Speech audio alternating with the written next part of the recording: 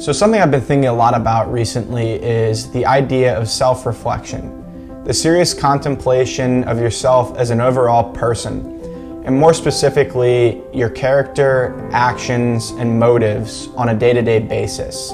Now, this is something I wanted to dive into because it's something I spent a lot of time doing this past year. And I think by doing so, it's helped me with a number of things in life, including growing as a person and sort of, making sense of things in the world. To help simplify and better describe this, I've broken this down into 3 main points. We'll call it the 3 O's: openness, observation, and objectivity. Let's break it down. Openness is being able to see things for the way that they are and not for what we think they should be. It means becoming more aware of our own biases and stereotypes that we have about the world, other people, or even ourselves, and working to overcome them. It's sort of the idea of not being so closed off. It's more of, having that open learning mindset, kind of, how I mentioned in my previous video. And I think that allows us to see things for the way that they are and not for what we think they should be or what we want them to be exactly. Observation is the ability to watch yourself like you would watch any event or show from a distance. So think of your life as this video, and you're sitting on the other side of the screen, and you're watching it and thinking about what is being done right and what needs to be improved. So basically, you're looking at your life from an overhead bird's eye view, and you're picking out different things that you like or things that you need to improve on. And it kind of, helps make sense of you as a person and, kind of removes you from the, everyday busyness of life in general, and, kind of helps you reflect on your well-being and, who you are truly as a person.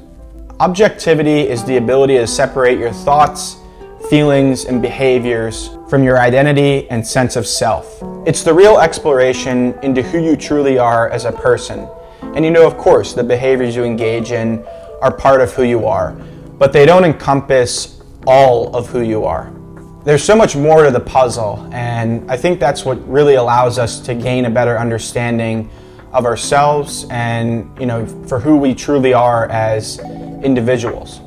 So those are my 3 main points when discussing self-reflection. And I think it's super important that we practice these on a regular basis because it helps bring a sense of calming and peacefulness into your life.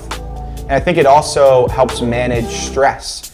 And for those of you who know me well, I don't deal with really any stress in my life.